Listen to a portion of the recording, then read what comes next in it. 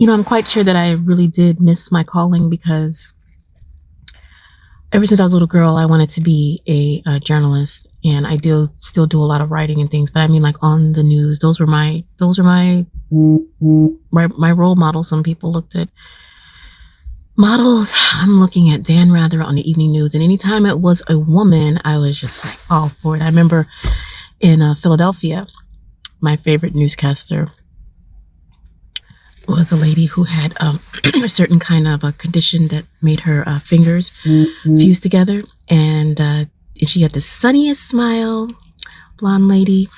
And then she had a little girl, I remember, and the girl had the same beautiful blue eyes and sunny smile, and she had inherited her condition, and her husband had left her because I read about this when we used to have magazines, had left her because, and that was, she kind of alluded to, that was one of the main reasons.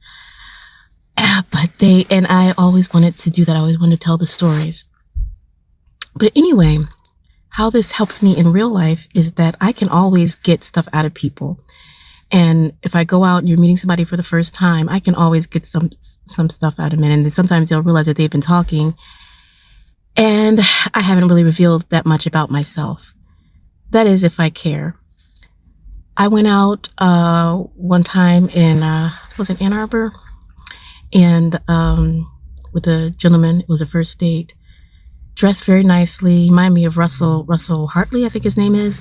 You know, that type, really like dapper dress, slim gentleman, immaculately groomed, good manners and everything. Got there, I think we were sat at the bar.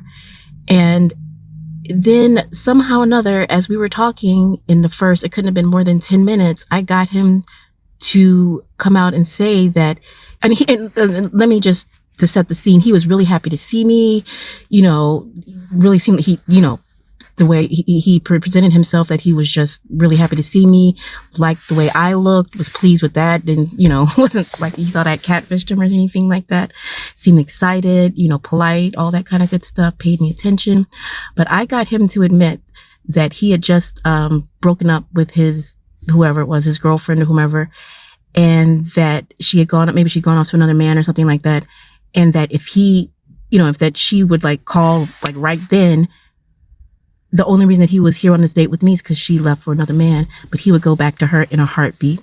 So yeah, drive to Ann Arbor, sat there, don't even know if I got a drink, sipped on my lemonade and went home, because once I hear news like that, there's nothing else for me to do on a date with you.